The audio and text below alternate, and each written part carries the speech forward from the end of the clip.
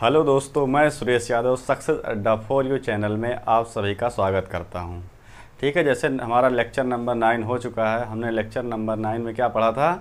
Current और voltage division law. ठीक, तो आज हम लोग क्या पढ़ेंगे? लेक्चर नंबर 10 लेक्चर नंबर 10 में हम लोग पढ़ेंगे इंडक्टर के बारे में पढ़ेंगे, फिर उसका जानेंगे टाइप ऑफ इंडक्टर, फिर इंडक्टर का कनेक्शन कैसे करते हैं उसके बारे में भी हम लोग क्या करेंगे, आज पढ़ेंगे। ठीक है, तो दोस्तों हमारी वीडियो 3-4 दिन से नहीं आ पा रही थी कुछ प्रॉब्लम की वजह से। ठीक है, तो अब हमारी वीडियो आपको रोज़ मिलेगी। ठीक है, आज से रोज़ मिलेगी। ठीक है, तो हम लोग स्टार्ट करते हैं। आज हमारा क्या है हेडिंग? इंडक्टर। हिंदी में बोलते हैं इसको प्रेरक। ठीक है, इसको बोलते हैं इंग्लिश में इंडक्टर। तो इंडक्टर क्या होता है दोस्तों? इंडक्टर क्या होता है कि जब कोई एक निश्चित लेंथ के तार को, कोई एक निश्चित लंबाई के तार को जब किसी मैग्नेटिक या नॉन मैग्नेटिक मटेरियल के ऊपर कवर्ड कर दिया जाता है, मतलब उसके ऊपर लपेट दिया जाता है, तो नोन एज इंडक्टर। मतलब जैसे कोई ये हमारा मटेरियल ले लो, ये पतला सा, अब इस पे एक निश्चित लंबाई का कोई ये तार है, इसको क्या करो, इसी के ऊपर कवर्ड कर दो। ठीक, तो ये क्या कहलाएगा? इंडक्टर कहलाता है। और इंडक्टर को हम लोग प्रदर्शित किससे करते हैं? एल से, कैपिटल एल से। और इसका जो मात्रक होता हो क्या होता है? हेनरी ना। हेनरी एक वैज्ञानिक थे, उन्हीं के नाम पे हमारा क्या है, इसका मात्रक है। किसका? इंडक्टर का। क्लियर? तो ये हमारा इंडक्टर का मात्रक हो गया। अब इसके बाद हमारा दूसरा होता है इंडक्टेंस। नाम सुने होंगे ना, इंडक्टेंस, जिसको हम लोग क्या बोलते हैं? प्रेरक, प्रेरण। इसकी इंग्लिश क्या होती है? इंडक्टेंस। तो इंडक्टेंस क्या होता है? इंडक्टर जान गए ना। इसके बाद इंडक्टेंस आता है। इंडक्टेंस क्या होता है कि प्रेरकत्व, जो हमारा प्रेरक है या इंडक्टर है, इंडक्टर का वह गुण जो अपने अंदर धारा परिवर्तन का विरोध करता है, क्या कहलाता है? इंडक्टेंस कहलाता है। इंडक्शंस क्या होता है? इंडक्टेंस इंडक्टर का वह गुण है जो अपने अंदर धारा परिवर्तन का विरोध करता है, या दूसरी शब्दों में कह सकते हो कि इंडक्टर का वह गुण जो अपने अंदर ऊर्जा का संग्रह करता है इन फॉर्म ऑफ करंट, मतलब करंट के फॉर्म के रूप में ऊर्जा का संग्रह अपने अंदर करता है, वो क्या कहलाता है? इंडक्टेंस कहलाता है। तो दोनों परिभाषा समझ में आ गई। पहली परिभाषा हमने क्या कहा कि इंडक्टर का वह गुण जो अपने अंदर धारा परिवर्तन का विरोध करता है, इंडक्टेंस कहलाता है। या फिर दूसरी परिभाषा हमने क्या बताई? इंडक्टर का वह गुण जो अपने अंदर एनर्जी का स्टोरेज करता है in the form of current, current के फॉर्म में अपने अंदर एनर्जी को स्टोर करता है, क्या कहलाता है? इंडक्टेंस कहलाता है। और हमारा जो इंडक्टेंस के अंदर उत्पन्न जो क्षेत्र होता है, कौन सा होता है? चुंबकीय क्षेत्र, मैग्नेटिक फील्ड।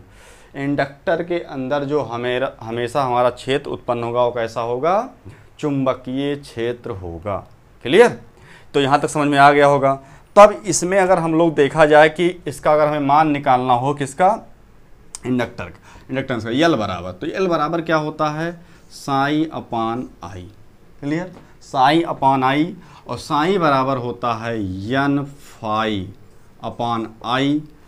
अब बताओ फाई बराबर, देखो एन तो रह ही जाएगा, आई रह गया, फाई बराबर क्या हो जाएगा? चूंकि हम जानते हैं, चूंकि फाई बराबर क्या होता है, बताइए आप लोग, फाई बराबर क्या होता है? फाई बराबर होता है एमएमएफ अपान रिलक्टेंस, होता है कि नहीं? और एम एफ बराबर रिलक्टेंस होता है, तो एम एफ को किससे दिखाते हैं? एन आई से, एन आई अपान रिलक्टेंस। इसका मतलब फाई के स्थान पे क्या आ गया? यन आई अपान रिलक्टेंस। अब देखो, अब यहाँ पे हमने इसकी वैल्यू पुट कर दो, एन आई अपान रिलक्टेंस। क्लियर? ये पहले से था, आई से आई देखो कैंसिल हो गया, तो एल बराबर देखो क्या आ गया? N square upon reluctance. एन क्या है? Number of turn. क्या है? Number of turn. जो ये टर्न हुआ, हमने एक कॉइल बनाई थी जो इस पे टर्न लपेटा था, ये नंबर ऑफ टर्न हो गया। और दूसरा नंबर क्या है? ये रिलक्टेंस। ठीक है, ये क्या है, रिलक्टेंस, जिसको हिंदी में बोला जाता है प्रतिअष्टम्भ। नाम सुना होगा, क्या बोलते हैं, प्रतिअष्टम्भ। ये नंबर ऑफ टर्न मतलब वर्तनों की संख्या। इसका मतलब जो हमारा इंडक्टर है वो किस पे डिपेंड कर रहा है, नंबर ऑफ टर्न पे, रिलक्टेंस पे और किस पे, फ्लक्स पे। देखो अगर हम नंबर ऑफ टर्न बढ़ा देंगे किसी उसमें उसी इसमें तो क्या होगा, एल का मान बढ़ जाएगा। मगर अगर रिलक्टेंस का मान बढ़ा दोगे तो एल का मान क्या हो जाएगा, घट जाएगा, हट जाएगा ना। चूंकि देखो यहाँ से देखो, एल अगर हम रिलक्टेंस का मान को बढ़ाएंगे तो क्या हो जाएगा, फ्लक्स का मान कम हो जाएगा, और फ्लक्स का मान कम हो जाएगा तो साई का मान कम हो जाएगा, साई का मान कम हो जाएगा तो एल का मान कम हो जाएगा। इसका मतलब हमारा जो इंडक्टर है, जो एल है, उसका मान किस पे डिपेंड कर रहा है, फ्लक्स पे डिपेंड कर रहा है। उसके बाद किस पे डिपेंड कर रहा है, नंबर ऑफ टर्न पे डिपेंड कर रहा है, और उस किस पे डिपेंड कर रहा है, रिलक्टेंस पे डिपेंड कर रहा है। और नंबर ऑफ टर्न जैसे अगर फिक्स कर दिए तो इंडक्टर का मान उसके लिए तो फिक्स हो जाएगा, मगर हम लोग सप्लाई के अकॉर्डिंग फ्लक्स का मान चेंज करते रहेंगे, और जैसे जैसे फ्लक्स का मान चेंज होता रहेगा हमारा एल का मान चेंज होता रहेगा। और रिलक्टेंस, रिलक्टेंस क्या होता है, जैसे हमारा जो विद्युत परिपथ होता है उसमें प्रतिरोध होता है। जहाँ पे जैसे कोई हमारा कंडक्टर है उसमें क्या होता है, प्रतिरोध। प्रतिरोध क्या करता है, धारा परिवर्तन का विरोध करता है। उसी प्रकार हमारे परिपथ, मैग्नेटिक परिपथ में क्या होता है, रिलक्टेंस होता है। रिलक्टेंस मतलब प्रतिअष्टम्भ होता है। अगर तुमसे पूछ ले कोई आप लोगों से कि रिलक्टेंस क्या होता है, रिलक्टेंस फ्लक्स को जाने से पथ में रोकता है। किसी चुंबकीय पथ में फ्लक्स को जाने से जो रोकता है वही क्या कहलाता है, रिलक्टेंस कहलाता है, या फिर प्रतिअष्टम्भ कहलाता है। ठीक है दोस्तों, तो आप लोग इसका स्क्रीनशॉट ले लीजिए, हम लोग आगे चलते हैं। फिर इसके बाद आप लोग को समझ में आ गया होगा, इसके बाद हम लोग इसके आगे देखते हैं। ठीक है, तो हम लोग, आप लोग इसका स्क्रीनशॉट ले लीजिए, हम लोग आगे चलते हैं। ठीक, तो इसके आगे हम लोग देखते हैं कि जो हमारा इंडक्टर होता है वो कितने टाइप का होता है। ठीक, टाइप ऑफ इंडक्टर। अगर टाइप ऑफ इंडक्टर पूछा जाए, मतलब प्रेरक के प्रकार, प्रेरक के प्रकार, या इंग्लिश में टाइप ऑफ इंडक्टर। क्लियर। अब टाइप ऑफ इंडक्टर, तो इंडक्टर जो मुख्यतः होता है वो दो टाइप का होता है। एक पहला हमारा क्या होता है, पहला जो हमारा होता है प्रणालिका, जिसको बोलते हैं सोलेनॉइड, और दूसरा हमारा होता है टोरॉयड। ठीक, टोरॉयड। तो हम लोग देखते हैं कि क्या होता है, सोलेनॉइड क्या होता है, उसके बाद टोरॉयड क्या होता है। तो पहली हेडिंग हमारे इसके अंदर में है प्रणालिका। परिनालिका, जिसको इंग्लिश में बोलते हैं सोलेनॉइड। ठीक, सोलेनॉइड। प्रणालिका क्या होती है, सोलेनॉइड वह होता है जिसका मैग्नेटिक पाथ पूरा ना हो, जिसका, अब यहाँ पे लिख सकते हो, जिसका, आप लोग परिभाषा लिख लीजिएगा, जिसका मैग्नेटिक पाथ पूरा ना हो उसे प्रणालिका कहते हैं। बुक में बहुत लंबी कहानी दी हुई है इसकी, मगर इतना सिंपल से समझ लोगे आपको समझ में आए, उसे प्रणालिका कहते हैं। क्लियर। अब प्रणालिका कहते हैं अगर, और किसका मैग्नेटिक पाथ, जैसे मान लो कोई ये हमारी मशीन का कोई भी पार्ट, मान लो कोई एक छल्ला रहा होगा ये। ठीक, ये कोई हमारा अगर छल्ला रहा होगा, ये मैग्नेट मतलब कोई चुंबकीय होगा, या फिर हो सकता है आयरन का हो, कोई भी हमारा छल्ला रहा होगा। अगर इसमें हमने मैग्नेटिक या नॉन मैग्नेटिक कोई भी पदार्थ रहा होगा, हमने इस पर क्या कर दिया, कॉयल को लपेट दिया। अब यहाँ से हमने क्या किया, इसका ऐसे सप्लाई कनेक्ट किया। अब इसमें फ्लक्स मान लो उत्पन्न हुआ, ये इसका पथ प्रदान करेगा। तो क्या ये पथ पूरा मैग्नेटिक पाथ कंप्लीट है, नहीं। देखो ये इतने भाग से ब्रेक हो गया है ना, इतना भाग इसका क्या है, ब्रेक है। जितना भाग इसका जो ब्रेक है वही क्या कहलाएगा, इसका क्या कहलाएगा, वही इसका कहलाएगा प्रणालिका। अगर ये कंप्लीट होता तो प्रणालिका इसको ना कहते। जिसका मैग्नेटिक पाथ बीच में कहीं ब्रेक होता है वही क्या कहलाता है, हमारा प्रणालिका। जैसे कहीं कहीं बुक में आपको ऐसे दिखा दिया जाएगा प्रणालिका, ये भी तो सही है यार, देखो कहीं पे जाके कहीं घूल के कनेक्ट हो रहा नहीं हो रहा है ना, इसको भी हम लोग क्या कहते हैं, प्रणालिका बोल देते हैं। मगर ये भी प्रणालिका है, चूँकि यहाँ पे ये आके थोड़ा सा ब्रेक हुआ है, टूटा हुआ है, कंप्लीट नहीं है। तो ये हमारा हो गया क्या, सोलेनॉइड। ठीक दोस्तों, तो आप लोग जो लोग पहली बार चैनल पर जुड़ रहे हैं, चैनल को सब्सक्राइब करें, ठीक है। और जो हमारी ये लेक्चर नंबर 10 देख रहे हैं पहली बार, उनको फर्स्ट वीडियो से देखेंगे तो और अच्छा समझ में आएगा, ठीक है। चूँकि स्टेप वाइज चल रहा है, तो आप लोग जो पहली बार इस पे आ रहे हैं चैनल पे, वो फर्स्ट वीडियो से देखें तो ज़्यादा अच्छा समझ में आएगा, ठीक। तो हम लोग चलते हैं अगला। तो इसका हमने पहला टाइप हमारा क्या हो गया, प्रणालिका सोलेनॉइड। दूसरा हमारा हो जाएगा क्या, तोरॉयड। तोरॉयड, इसको हिंदी में भी तोरॉयड ही बोल देते हैं, तो आप लोग तोरॉयड जानते रहो, ठीक है। तोरॉयड, अब तोरॉयड क्या होता है, तोरॉयड वह होता है जिसका मैग्नेटिक पाथ कंप्लीट होता है, जिसका मैग्नेटिक पाथ क्या होता है, पूरा होता है। अगर जैसे अब इसमें लिख सकते हो, जिसका मैग्नेटिक पाथ पूरा होता है, उसे तोरॉयड कहते हैं, उसे तोरॉयड कहते हैं, ठीक। अब इसमें आपको तोरॉयड समझने के लिए, अब देखो जैसे ये हमने कोई छल्ला बनाया मटेरियल का, देखो ये, अब इसमें हमने क्या किया, कोई इंडक्टिव बाइंडिंग लगा दी इंडक्टर की। अब देखो इसमें जब सप्लाई देंगे तो इसका जो फ्लक्स होगा, इसको जाने के लिए क्या है, पूरा पथ प्रोवाइड कराया गया है कि नहीं, पूरा पथ है ना, इसमें हमने पूरा पथ इसमें प्रदान किया है, इसमें कहीं भी कोई क्या है, ब्रेक नहीं है। अब जब कोई यहाँ पे ब्रेक नहीं है, तो इस प्रकार का जो परिपथ बनता है उसे हम लोग क्या बोल देते हैं, क्या बोल देते हैं, इसको तोरॉयड बोला जाता है। क्लियर, समझ में आया तोरॉयड। तो ये हमारा हो गया तोरॉयड। तो आप लोग को तोरॉयड भी समझ में आ गया होगा, बहुत तो सिंपल सा था एकदम। अब अगर यहाँ पे सप्लाई यही देखो, अब यहीं से फ्लक्स उत्पन्न होगा, तो ये पथ देखो पूरा बेल कंप्लीट जा रहा है कि नहीं, कहीं भी ब्रेक नहीं है, इसीलिए इसको तोरॉयड बोला गया। अब आप लोग से पूछा जाता है तोरॉयड कहाँ पे मिलेगा आपको, तो हम ये जानते हैं हमारी जितनी भी इलेक्ट्रिकल मशीन हो, चाहे हमारा डीसी जनरेटर होगा, चाहे डीसी मोटर होगा, या इंडक्शन मोटर होगा, या फिर हमारा सिंगल फेज होगा, सारे जगह पे मैग्नेटिक पाथ क्या होता है, कंप्लीट होता है, कहीं भी ब्रेक नहीं होता है। जो पाथ मिलेगा वो पूरा कंप्लीट होगा, चाहे ट्रांसफार्मर हो, चाहे जो भी हो।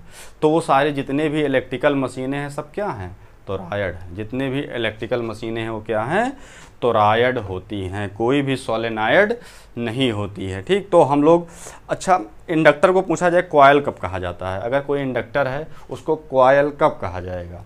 किसी इंडक्टर को क्या, जैसे अगर हमने ये कोई ये बनाया, देखो अगर इस पर हमने इसको लपेट दिया तो ये क्या कहलाया, ये तो इंडक्टर कहलाया। मगर अगर इसी से दो टर्मिनल निकाल दिए जाएँ, तो ये दो टर्मिनल निकल गए ना, दो टर्मिनल अगर निकाल दिए जाएँ तो ये हमारा क्या कहलाएगा, कॉयल हो जाएगी ना। अब इंडक्टर हमारा किस में कन्वर्ट हो जाएगा, कॉयल में।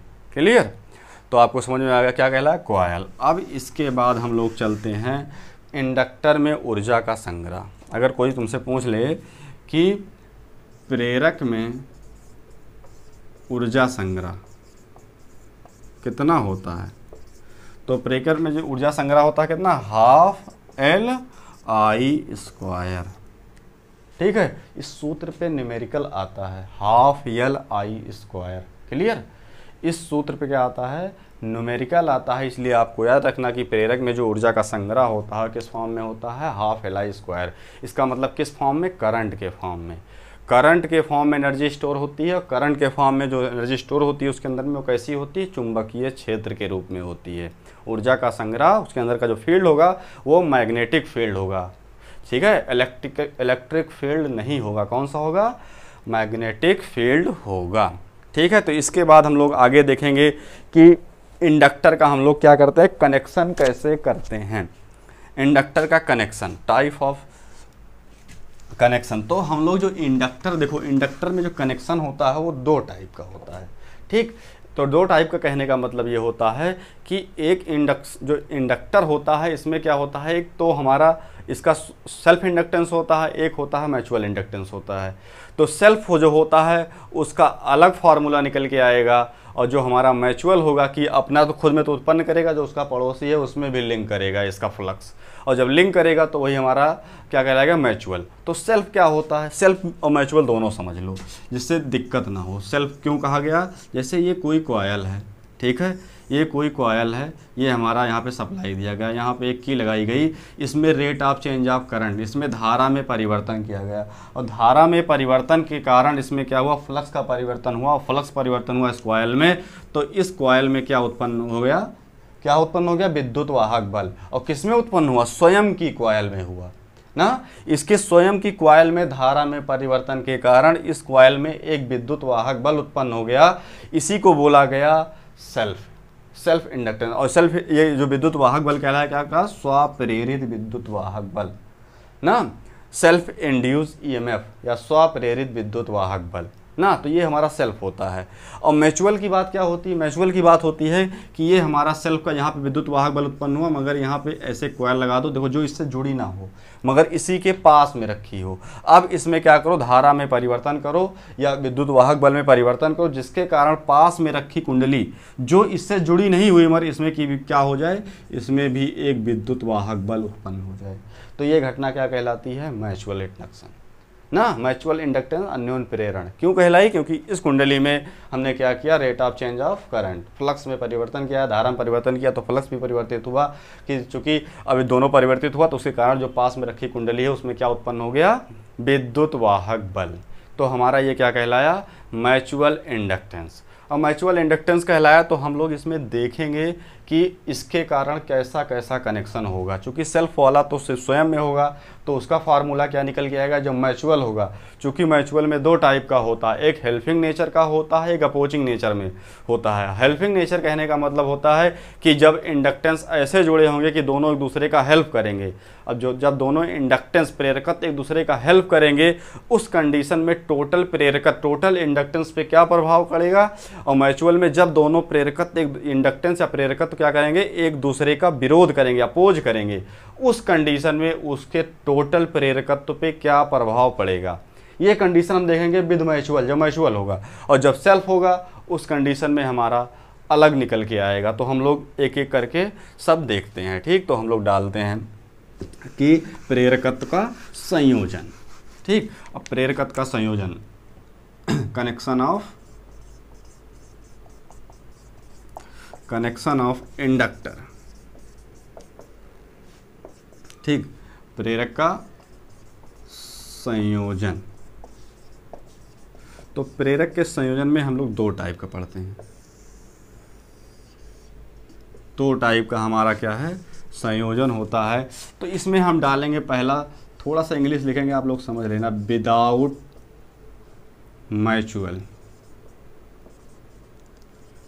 Mutual inductance. Without mutual inductance मतलब अभी म्यूचुअल की कंडीशन नहीं हो रही, सेल्फ हो रही है, ठीक है, विदाउट म्यूचुअल इंडक्टेंस। अब इधर जो हमारा दूसरा टाइप का होगा वो क्या होगा, विद म्यूचुअल इंडक्टेंस। समझ में आया, दो टाइप का होता है। अब इसके अंतर्गत हम लोग क्या पढ़ेंगे, पहला श्रेणी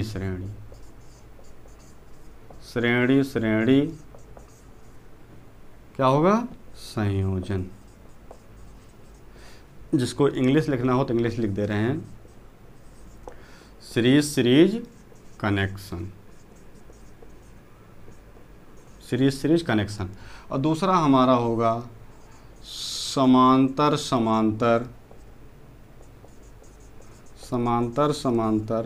संयोजन। इंग्लिश इसके क्या होती है, पैरेलल कनेक्शन। और तीसरा हमारा होता है स्टार, क्या होता है, स्टार संयोजन। इंग्लिश में बोलते हैं स्टार कनेक्शन। और हमारा जो चौथा होता है उसको बोलते हैं डेल्टा संयोजन। क्या बोलते हैं इसको, डेल्टा संयोजन बोला जाता है। तो आप लोग को चारों समझ में आ गया होगा। तो इस चारों में हम लोग एक एक करके चारों के बारे में अध्ययन करेंगे, मगर तब तक इधर वाला भी टाइप लिख लेते हैं। इसमें जो हमारा पहला होता है वो क्या होता है, श्रेणी श्रेणी संयोजन। क्या होता है, श्रेणी श्रेणी संयोजन। तो श्रेणी श्रेणी संयोजन वही हो गया, सीरीज सीरीज कनेक्शन। अब श्रेणी श्रेणी में पहला होता है कौन सा, हेल्पिंग नेचर। हमने बताया ना, हेल्पिंग नेचर। हेल्पिंग नेचर कहने का हमने क्या बताया था, हमने बताया था हेल्पिंग नेचर में दोनों फ्लक्स एक दूसरे का वो इंडक्टेंस जो L है, L1 L2 जो भी होंगे ढेर सारे, वो क्या करेंगे, एक दूसरे का हेल्प करेंगे। इसमें दूसरा भाग हुआ श्रेणी श्रेणी में अपोजिंग नेचर। क्या नाम है, अपोजिंग नेचर। अपोजिंग नेचर में हमने क्या बताया था, अपोजिंग नेचर में हमने ये बताया था कि दोनों क्या होंगे, इंडक्टर प्रेरकत्व जो होंगे एक दूसरे का क्या करेंगे, विरोध करेंगे। अब विरोध करेंगे तो उस कंडीशन में क्या आएगा वो हम लोग देखेंगे। अब हमारा श्रेणी श्रेणी संयोजन में बस दो ही पढ़ना है। इसके बाद आ जाता है दूसरा हमारा समांतर संयोजन। समांतर संयोजन। और समांतर संयोजन में भी पहला आएगा हेल्पिंग नेचर, ठीक, हेल्पिंग नेचर। और दूसरा हमारा आएगा अपोजिंग नेचर, अपोजिंग नेचर। तो आप लोग इसका स्क्रीनशॉट ले लीजिए, क्योंकि हम इसके बाद हम लोग एक एक करके सारे को अध्ययन करेंगे, पढ़ेंगे, बहुत मज़ा आएगा। बहुत सिंपल सा टॉपिक है, ठीक है। आप लोग लाइक कमेंट करते रहिए, हमें आप लोग का कमेंट देख के बहुत अच्छा लगता है, ठीक है। तो आप लोग कमेंट करते रहिए और बताइए कैसा लग रहा है आपको, ठीक है। तो आप लोग इसका स्क्रीनशॉट ले लीजिए, फिर हम लोग आगे चलते हैं। हो गया, ठीक है। आप लोग का स्क्रीनशॉट हो गया होगा, तो हम इसको मिटाते हैं और एक एक करके सारे सबको सॉल्व करते हैं। तो हमारा पहला इसमें क्या है, पहले हम लोग पढ़ेंगे विदाउट, उसके बाद हम लोग विद म्यूचुअल। तो हमारा जो पहला है विदाउट म्यूचुअल इंडक्टेंस, ठीक। अब विदाउट म्यूचुअल इंडक्शन में हम लोग पहला पढ़ेंगे श्रेणी श्रेणी ना, श्रेणी श्रेणी संयोजन। श्रेणी श्रेणी संयोजन में हम क्या देखेंगे, इसमें हम देखेंगे कि हमारा जो इंडक्टर है वो किस में जुड़ा हुआ है, श्रेणी में जुड़ा हुआ है। उस कंडीशन में हमारा टोटल इंडक्टर का मान कितना होगा। तो देखो ये हमारा इंडक्टर है, दो इंडक्टर है। मान लेते हैं कि हमारा इस इंडक्टर के जो मान है वो क्रमशः क्या है, L1 और L2। मान लिया हमने, क्या मान लिया, L1 और L2। अब इसमें भी वोल्टेज लगा दिया गया, इसकी धारा क्या होगी, I। और धारा I ही होगी, क्यों, क्योंकि ये दोनों L1 L2 किस में जुड़े हुए हैं, सीरीज में जुड़े हुए हैं। जब L1 और L2 सीरीज में जुड़े हैं तो पूरे परिपथ में धारा क्या होगी, समान। चाहे L1 में धारा कोई पूछे आपसे, चाहे L2 में धारा पूछे, दोनों में धारा क्या है, समान है कि नहीं, दोनों में धाराएं समान हैं। अब देखो, अब इसका एकरास वोल्टेज क्या होगा, इसके एकरास वोल्टेज हमने मान लिया V1। चूँकि जब सीरीज में कोई चीज़ जुड़ा होता है तो दोनों के एकरास वोल्टेज का मान अलग अलग होता है, क्लियर। अब इसके एकरास वोल्टेज V1 है, इसके एकरास वोल्टेज V2। अब देखो यहाँ का हमने B लगाया है। अब आप लोग ये बताओ, अगर इसका हम टोटल वो निकालें, V बराबर क्या आएगा, टोटल V बराबर I करंट है, I इंटू R आता है ना, I इंटू R। यहाँ पे मगर L लगा है तो I इंटू LQ आएगा कि नहीं आएगा, आएगा। इसी प्रकार अगर हम निकालें B1, तो बताओ B1 बराबर क्या है, I इंटू L1 आएगा कि नहीं आएगा, चूँकि I इसमें करने जा रही है, L1 ये है B1 के लिए। और इसी प्रकार अगर आप लोग बताइए B2 बराबर क्या आएगा, आप लोग बताइए B2 बराबर क्या आएगा, B2 बराबर आएगा I इंटू L2, आएगा कि नहीं आएगा। अब आप जान गए, B पता चल गया, B1 पता चल गया, B2 पता चल गया, तब क्या करेंगे, B1 बराबर निकाल लो। B1 बराबर क्या हो जाएगा, B बराबर B1 प्लस B2। और B1 बराबर देख लो क्या है, I इंटू LQ, है कि नहीं। B1 बराबर I into L1 plus I into L2। यहाँ से देखो I कॉमन है कि नहीं कॉमन है, I कॉमन है तो क्या आ जाएगा, L1 प्लस L2।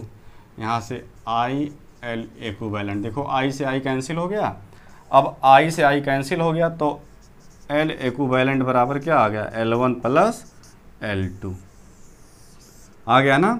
इसका मतलब जब दो इंडक्टर सीरीज में जुड़े होंगे तो टोटल इंडक्टेंस के मान पे क्या प्रभाव पड़ेगा आपसे पूछा जाए तो टोटल इंडक्टेंस का मान क्या हो जाता है, बढ़ जाता है। कब, जब सीरीज में जुड़े हों और उसमें क्या हो रहा है, विदाउट म्यूचुअल इंडक्टेंस। अभी म्यूचुअल इंडक्टेंस नहीं हो रहा है, ये घटनाएं उसमें नहीं हो रही, खाली इंडक्टर है और दोनों सीरीज में जुड़े हैं, दोनों अलग अलग हैं और सीरीज में जुड़े हैं तो टोटल इंडक्टेंस के मान पे क्या प्रभाव पड़ेगा, तो उसका मान बढ़ जाता है। ठीक है, तो आप लोग इसका स्क्रीनशॉट ले लीजिए, हम लोग आगे वाले पे चलते हैं। तो हो गया आप लोग का स्क्रीनशॉट।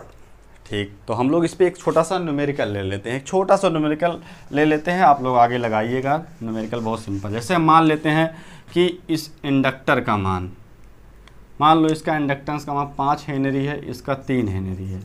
पूछा जाए कुल इंडक्टेंस का मान क्या होगा, टोटल इंडक्टेंस का मान क्या होगा, दोनों सीरीज में है तो 5 प्लस 3 हेनरी, ये तो होगा, क्या आ जाएगा 8 हेनरी। देखो टोटल इंडक्टेंस के मान पे क्या प्रभाव पड़ा, बढ़ गया। तो हमने यही कहा कि जब दो इंडक्टेंस सीरीज में जुड़े होंगे तो उनके टोटल इंडक्टेंस पे क्या प्रभाव पड़ेगा, तो टोटल इंडक्टेंस का मान बढ़ जाएगा, बशर्ते बस उसमें म्यूचुअल इंडक्टेंस की घटना ना हो रही हो।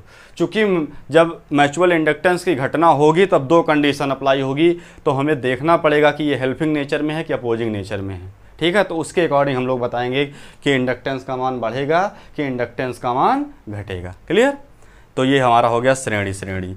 अब इसके बाद हम लोग चलते हैं समांतर समांतर संयोजन। कौन सा है दूसरा, समांतर समांतर संयोजन। समांतर समांतर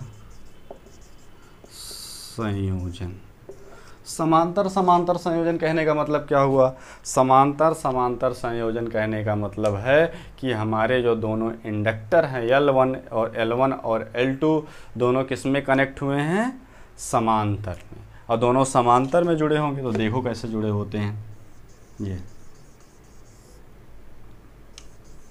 ये देखो, ये हमारे मान लो L1 है, ये हमारा L2 है, दोनों समांतर में जुड़े हैं, फिर एक सप्लाई के साथ ये कनेक्ट है ना।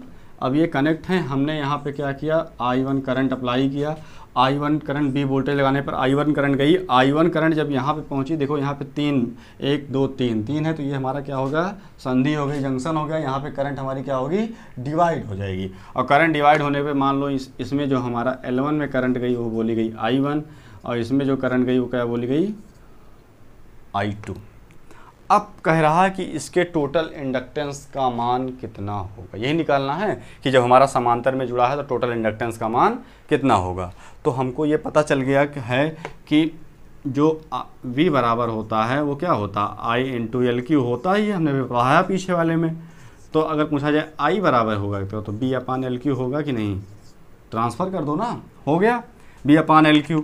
अब यहाँ से हम लोग क्या निकालेंगे, अगर यहाँ से बात हो कि इसमें क्या चीज़ डिवाइड हो रही, करंट, तो करंट के फॉर्म में फार्मूला बनाएंगे, क्योंकि वोल्टेज पूरे परिपथ में, चाहे यहाँ का वोल्टेज चेक करोगे, चाहे यहाँ का वोल्टेज चेक करोगे, चाहे यहाँ का वोल्टेज चेक करोगे, सारी जगह का वोल्टेज का मान क्या है, समान है कि नहीं, सारा वोल्टेज समान है। तो हम लोग देखेंगे, देखो अब I बराबर क्या होगा, I1 प्लस I2, क्योंकि ये I1 ये I2 बराबर क्या है, I। अब आप लोग बताइए I बराबर क्या होगा, I बराबर क्या होगा, जल्दी बोलिए आप लोग, हम आप लोगों का कमेंट देख रहे हैं, बताइए I बराबर क्या होगा, यहाँ से देख के बोलिए I बराबर क्या होगा, B अपान LQ होगा कि नहीं होगा, B अपान LQ होगा। अब आप लोग बताइए I1 बराबर क्या होगा, जैसे यहाँ I बराबर बोल दिया B अपान LQ, I बराबर V अपान L1, क्यों, चूँकि I1 देखो यहाँ I1 करने जा रही है, यहाँ पे L1 लगा है ना, और यहाँ का जो वोल्टेज है वो तो B ही है, चूँकि हमने बताया समांतर में जुड़ा, समांतर में सारे जगह का वोल्टेज क्या होता है, समान होता है, इसलिए B अपान L1। इसी प्रकार आप लोग बताइए I2 बराबर क्या होगा, जल्दी बताइए आप लोग, I2 बराबर क्या होगा, V अपान L2 होगा कि नहीं होगा, B अपान L2। अब हम लोग आगे देखेंगे, ये V अपान LQ। अब यहाँ से देखो V कॉमन है कि नहीं, V कॉमन हो जाएगा, तो क्या हो जाएगा 1/L1 + 1/L2। अब V से V क्या हो गया कैंसिल, तो 1/LQ बराबर 1/L1 + 1/L2। फार्मूला बन गया कि नहीं। या और LQ बराबर डायरेक्ट पूछा जाए क्या होगा, तो L1 L2/L1 + L2। इसी को सॉल्व कर लोगे एलसीएम लेके, तो ये मान आपको मिल जाएगा। क्लियर, तो समझ में आ गया ये। तो आप लोग इसका स्क्रीनशॉट ले लीजिए और उसके बाद इस पर अभी एक न्यूमेरिकल लगवा देते हैं, ठीक है, तो आपका आसान हो जाएगा।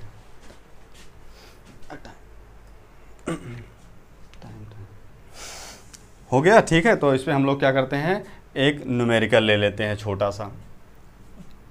न्यूमेरिकल कहने का मतलब क्या हुआ कि इसमें अगर हम मान लेते हैं कि इसका मान, पहले सेम मान ले लेते हैं। देखो इसका मान लेते हैं कि हमारा 10 है, 10 है, और इसका मान कितना है, फिर इसका भी मान 10 है, 10 है ना। अब इसका पूछा जाए टोटल इंडक्टेंस का मान कितना होगा, तो आप लोग देखो 1LQ बराबर 1/10 ना, L1 का मान प्लस 1/10, तो क्या हो जाएगा 10 LCM हो जाएगा, 2 हो जाएगा 1/LQ। तो LQ बराबर क्या हो जाएगा 10/2 बराबर 5 हेनरी। देखो इससे आप लोग का क्या समझ में आया, 5 हेनरी। इससे आपका क्या समझ में, इससे यही समझ में आया कि अगर हमारा इंडक्टर जो कि किस में जुड़ा हुआ है, समांतर में जुड़ा हुआ है, अगर उसमें समांतर में जुड़ा है तो टोटल इंडक्टेंस का मान पूछा जाए कितना होगा, तो टोटल इंडक्टेंस का मान क्या हो जाएगा, घट जाएगा। कितना घट जाएगा, जो इसमें सबसे लोवेस्ट वैल्यू होगी उससे भी क्या हो जाएगा, इसका मान कम हो जाएगा। अगर तुमसे पूछा जाए, जैसे आप लोग से पूछा जाए कि ये मान हमारा 12 है, ये मान हमारा 7 है, और टोटल इंडक्टेंस का मान कितना आएगा, जो आएगा इसका सॉल्व करने के बाद, ये याद रखना आपको हमेशा 7 से भी कम ही आएगा, 7 से अधिक नहीं। जो इंडक्टेंस का मान सबसे लोवेस्ट होगा उस समांतर परिपथ में, उससे भी उसका मान क्या हो जाएगा, लो ही आएगा। ठीक है, तो इसके आगे हम लोग पढ़ेंगे लेक्चर नंबर 11 में, लेक्चर नंबर 10 यहाँ तक। इसके बाद हम लोग पढ़ेंगे स्टार में हम लोग क्या पढ़ेंगे, स्टार से डेल्टा कन्वर्जन, किसका, इंडक्टर का। हमने किसका पढ़ चुका है, रेजिस्टेंस का पढ़ चुके हैं। अब हम लोग इंडक्टर का पढ़ेंगे, उसके बाद डेल्टा पढ़ेंगे संयोजन। डेल्टा संयोजन में हम लोग क्या पढ़ेंगे, इंडक्टर का डेल्टा टू स्टार संयोजन। इसका जो दोनों निकाल लेंगे, इसके बाद हम लोग चलेंगे किस पे, विद म्यूचुअल वाले पे, जिसमें हेल्पिंग नेचर और अपोजिंग नेचर में। ठीक, तो आपको हमारा ये सेशन बहुत अच्छा लगा होगा, तो आप लोग कमेंट करके बताइएगा आपको हमारा ये सेशन कैसा लगा। ठीक है, तो आप लोग वीडियो को लाइक करिए, शेयर करिए, कमेंट करिए। ठीक है, और देखते रहिए सक्सेस अड्डा for you. Thank you for watching this video. Thanks.